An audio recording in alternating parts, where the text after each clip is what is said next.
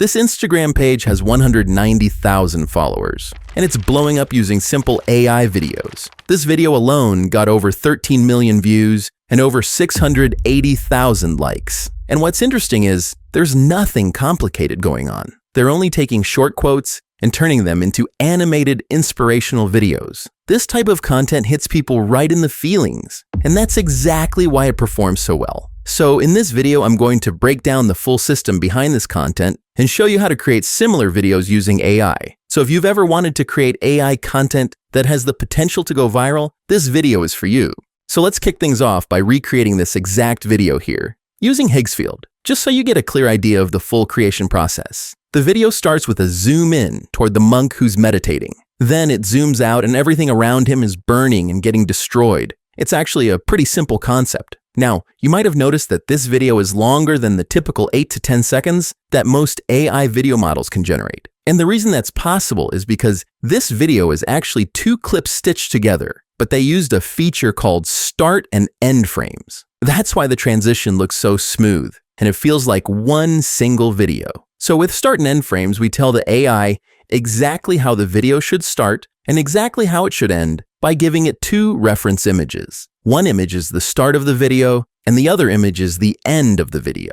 And then the AI basically fills in the motion in between. Don't worry if that sounds confusing right now. It'll make sense once we start. So let's begin by creating the images first. Make sure you're signed up to Higgsfield if you haven't already, as, in my opinion, they usually have some of the best subscription deals. Higgsfield is basically an all-in-one AI tool where you can access image models and video models all in one place. To start, hover over images, then create image. Under models, choose Nano Banana Pro because it's currently the best for maintaining a consistent look. All right, now we need to write our prompt here. The first shot is going to be a close-up of the young monk's face. So here's the prompt I'm using. I've described the character's appearance, the image style, the background, the lighting, and so on. I'll paste the prompt here, choose 9:16 as the aspect ratio for Reels and Shorts. Set the quality to 2K and hit generate. All right, after a minute, the image is ready.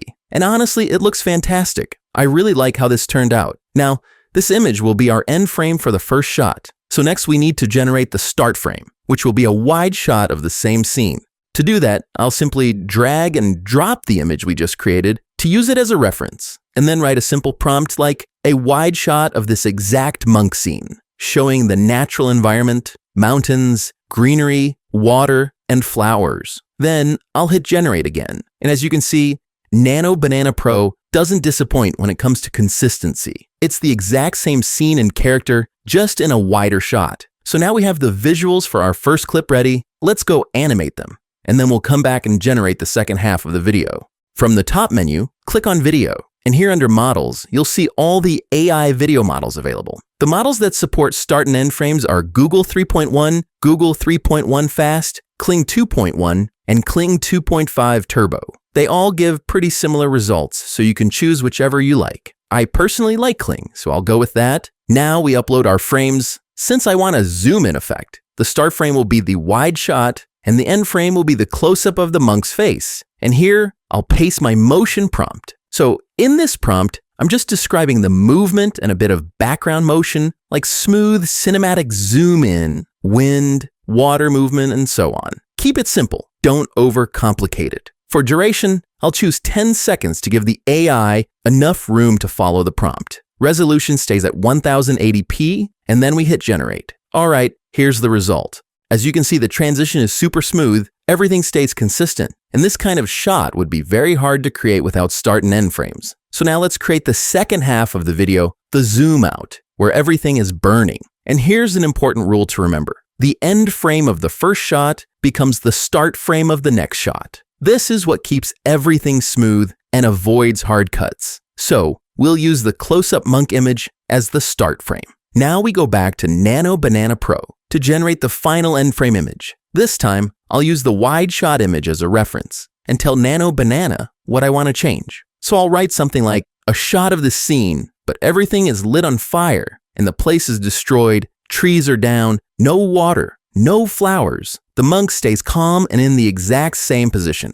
I'm basically telling the AI what to change and what to keep. Once we hit generate, we get this epic image. I really like it, but I think we can make it even better by adding things like scratches and dust to the monk, showing that he's been affected by the fire. So same thing, I'll drag the image into Nano Banana and give it an edit prompt like, make the monk's clothing a bit dirty from the fire, add dust and scars. Let's generate that. And we now have this new version, which is honestly 10 times better. Look at that. So I'll now download this and go back to the video section and attach it as the end frame. This time, I'll change the motion prompt to a zoom out that reveals the burning landscape around the monk. Settings stay the same, and we hit generate. And as you can see, the scene looks fantastic. It zooms out exactly as prompted and reveals the destroyed environment super smoothly. Now all that's left is putting the two clips together. So inside CapCut, or any editing software you like, just import the two clips and place them next to each other in the correct order. If you play it back, you'll notice it doesn't feel like two separate clips. The transition is so smooth that it feels like one continuous video. From here, you can add text, music, and sound effects, and you're basically ready to go viral.